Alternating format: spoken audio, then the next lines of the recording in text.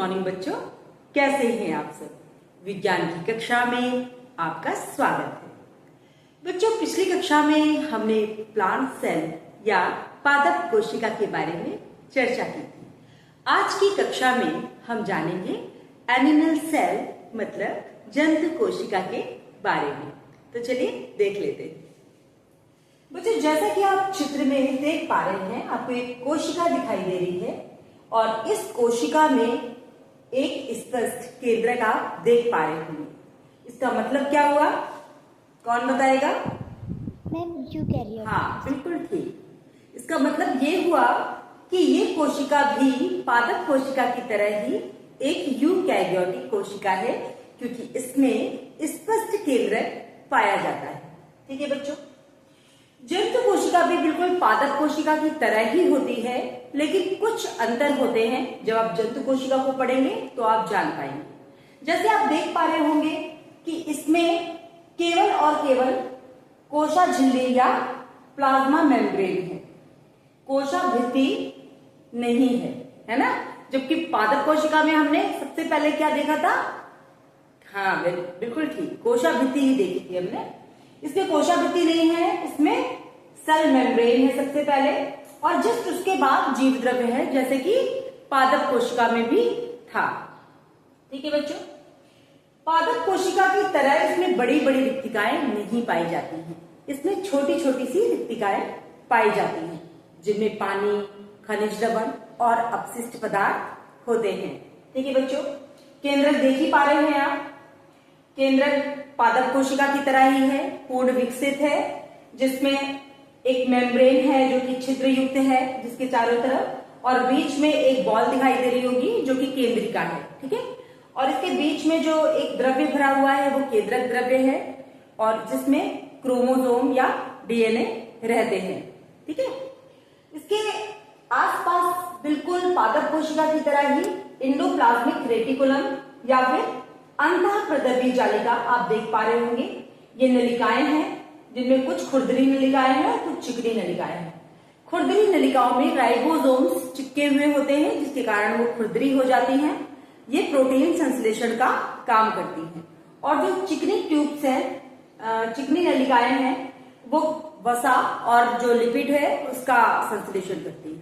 ठीक है बच्चों, और ये क्या करती है, जो कोशिका होती है उसको एक कंकाल तंत्र प्रदान करती है, जैसे मैंने पादप कोशिका में भी आपको बताया है। इसके अलावा इसमें माइटोकॉन्ड्रिया है, बिल्कुल पादप कोशिका की तरह ही जूते के आकार की संरचना है, और जो ऊर्जा उत्पादन का कार्य करता है, और इसलिए इसको कोशिका का पावर हाउस कहते हैं। ठीक है, इसके अलावा बच्चों आप देख पा रहे होंगे गोल्गी बॉडीज या गोल्गी कॉम्प्लेक्स, इसको हम गोल्जी काय भी कहते हैं। ये नलिकाएं के रूप में आप देख पा रहे होंगे, है ना। तो ये क्या करता है, ये परिवहन का काम करता है, मतलब ट्रांसफर। जैसे कोई मटेरियल एक जगह से कम हो गया है और दूसरी जगह पे ज्यादा है, तो जो ज्यादा वाला मटेरियल है उधर से इधर पर ट्रांसफर करेगा, मतलब बैलेंस बना के रखता है ना। जैसे कि प्रोटीन है, लिपिड है, इन सब चीजों को बैलेंस करके रखता है। ठीक है बच्चों, इसके अलावा आप देख पा रहे होंगे जो कोशा द्रव्य है हमारा, वैसा ही है इसमें, जैसे प्लांट सेल में था, जेली की तरह लगभग होता है और व्हाइट कलर का होता है। ठीक है, इसमें पानी 80% लगभग पानी होता है, और बाकी इसमें खनिज लवण होते हैं।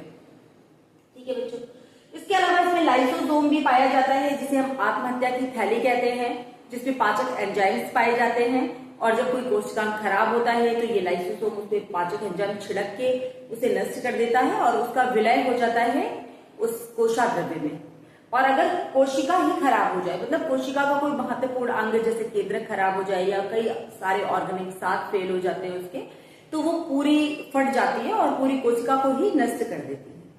ठीक है, तो इसमें जो एक डिफरेंस आप देख पा रहे होंगे, सबसे पहले आपने देखा कि इसमें कोशा भित्ति नहीं है। पादप कोशिका में कोशा भित्ति पाई जाती है, इसमें कोशा भित्ति नहीं पाई जाती। ठीक है, दूसरा अंतर आपने देखा कि पूरी कोशिका में आपको क्लोरोप्लास्ट या प्लास्टिड कहीं नहीं दिखा ना।